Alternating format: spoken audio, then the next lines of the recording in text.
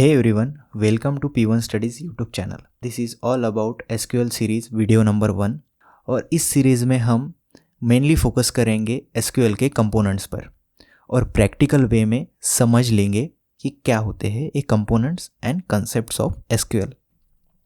So let's get start. So what we will learn today.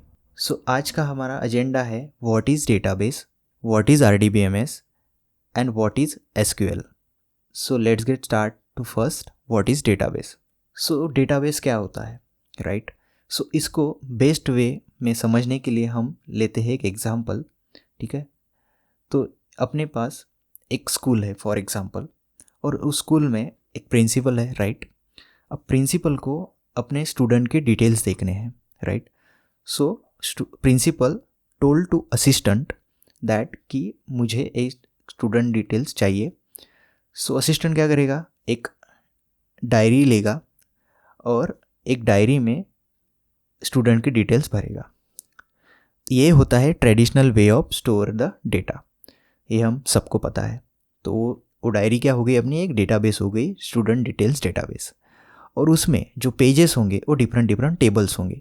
जैसे for example principal को चाहिए कि student के डिटेल्स में एक टेबल होगा तो एक चैप्टर उसका स्टूडेंट डिटेल पे होगा, फिर टीचर डिटेल्स पे होगा कि कौन से स्टूडेंट को कौन से टीचर पढ़ा रहे हैं, राइट?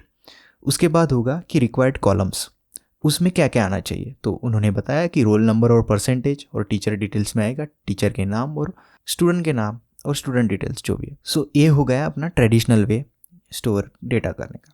इसको बोलते हैं हम डेटाबेस.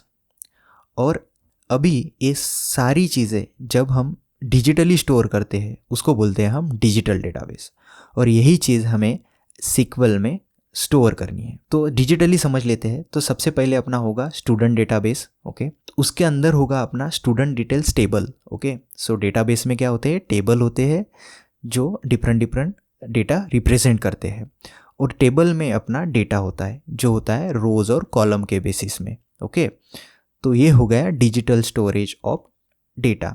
और ये पूरा जो प्रोसेस है वो होता है अपना डेटाबेस. बहुत बढ़िया. तो नेक्स्ट चलते हैं. अब तक आपको समझ में आया है आशा करते हैं. नेक्स्ट हम देखते हैं कि RDBMS क्या होता है. तो RDBMS में क्या है कि डेटा जो होता है अपना, अभी जस्ट देखा अपन ने, डेटाबेस में जो स्टोर होता है डेटा रोज और कॉलम के बेसिस में होता है. इन बीच का जो रिलेशन होता है, राइट, उसको कहते हैं हम RDBMS. और RDBMS जो डेटा स्टोर करता है वो स्ट्रक्चर्ड वे में करता है, ओके. डेटाबेस के 2 टाइप होते हैं, RDBMS और NoSQL. तो NoSQL हम इस सीरीज़ में नहीं देखने वाले. NoSQL मतलब अनस्ट्रक्चर्ड डेटा बेसिकली. जो डेटा को स्ट्रक्चर्ड नहीं है वो होता है अनस्ट्रक्चर्ड डेटा. तो RDBMS को समझ लेते हैं कि रिलेशन कैसे मेंटेन होता है रोज और कॉलम के बेसिस में, राइट. So let's see. ये जो है एक्सेल है एक, राइट. एक्सेल में हमने क्या किया, स्टोर किया डेटा स्ट्रक्चर्ड वे में किया.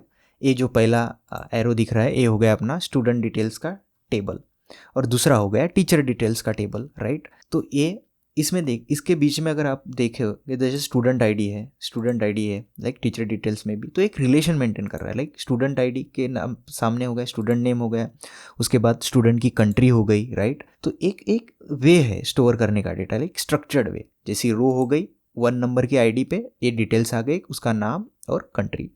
और उसके बाद एक कॉलम्स आ गए, जैसे स्टूडेंट आईडी हो गई, स्टूडेंट नेम हो गया, स्टूडेंट कंट्री हो गया. ये रोज और कॉलम के वे में अपन रिप्रेजेंट कर रहे हैं डेटा को.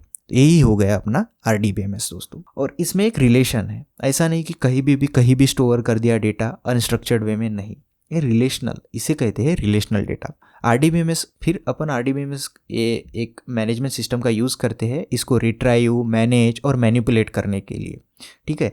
तो अपन इससे कम्युनिकेट कर सके और प्रॉपर वे में अपने डेटा के साथ कम्युनिकेशन हो अपना इस्टेब्लिश, उसके लिए अपन करते हैं RDBMS का यूज़, राइट. यहाँ हम देखते हैं अब व्हाट इज़ SQL. SQL क्या है, सबको पता है, स्ट्रक्चर्ड क्वेरी लैंग्वेज है, राइट दोस्तों. तो स्ट्रक्चर्ड क्वेरी लैंग्वेज. अब एक इस कंपोनेंट का मीनिंग समझते हैं प्रैक्टिकल वे में, ठीक है. सो दोस्तों हम देखते हैं अब एक्सेल में कि डेटा अपना स्टोर्ड है, राइट. हमने अभी देखा स्ट्रक्चर्ड वे में देखा, राइट. यही होता है structured way of storing data. तो ये स्ट्रक्चर्ड वे में स्टोर है. स्टूडेंट आईडी के सामने नेम है, कंट्री है, देन टीचर डिटेल्स में अपना स्टूडेंट आईडी है, टीचर का नाम है, कंट्री है, राइट. तो ये हो गया स्ट्रक्चर्ड वे. अब हो गया क्वेरी. क्वेरी क्या होती है, राइट।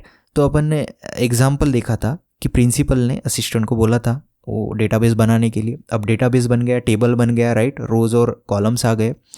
अब क्या करेंगे प्रिंसिपल, वो डेटा एक्सेस करेंगे तो उसके लिए क्वेरी लगेगी, राइट। तो क्वेरी क्या होती है उसको उस वे में समझ लेते हैं कि प्रिंसिपल क्या करेंगे, देखेंगे कि किस स्टूडेंट आईडी पे कौन से टीचर पढ़ाते हैं, राइट। सो मुझे ऐसे स्टूडेंट चाहिए कि जिनको केट मैम पढ़ाती है। तो मैं क्या करूँगा, सीधा जाऊँगा यहाँ पे देखूँगा कि स्टूडेंट आईडी क्या है, 4 और 5 है। उसमें सैम और जैम नाम के स्टूडेंट पढ़ते हैं। उनकी कंट्री है इंडिया, जापान, और उनको इन दोनों को केट पढ़ा रहे। कैसे कर अपन ने फाइंड किया कि उनकी आईडी देखो, स्टूडेंट आईडी 4 और 5 और यहाँ पे स्टूडेंट आईडी 4 और 5।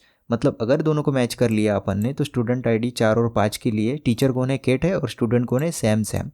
तो मुझे डेटा मिल जाएगा यहाँ पे इजीली कि फॉर एग्जांपल 4 और 5 नाम का डेटा, वहाँ पे मुझे कौन से मैडम पढ़ा रही, केट पढ़ा रही। तो यहाँ पे इजीली पता चलेगा कि केट मैडम पढ़ा रही। और स्टूडेंट कौन से है तो वो भी पता चलेगा, सैम, और सैम नाम के मुझे ये स्टूडेंट है, ठीक है, जिनको एक केट मैम पढ़ा रही है, ठीक है। उसके बाद अगर प्रिंसिपल को काउंट करना है कि फॉर एग्जांपल रिकॉर्ड्स कितने रिकॉर्ड्स है, तो जैसे अकाउंट्स कितने हैं, 5 रिकॉर्ड्स है यहाँ पे, 5 सेम। टीचर के रिकॉर्ड्स भी 5 है, बट टीचर हमारे 4 ही पढ़ा रहे क्योंकि केट मैम ये स्टूडेंट को सेम मैडम पढ़ा रही है, केट, राइट।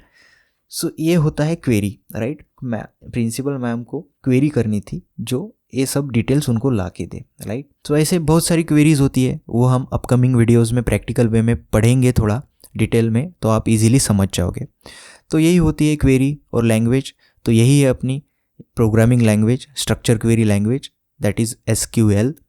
और इसी को हम कम्युनिकेशन के लिए हम यूज़ करते हैं अपने डेटाबेसेस के साथ। हमें डेटा को मैनेज, रिट्राइव और इफिशिएंट वे में स्टोर करना होता है, तो हम SQL का यूज़ करते हैं दोस्तों। Hope so you understood all of the things, okay, here what I explained to you. So thanks for joining, मिलते हैं नेक्स्ट वीडियो में। Thank you.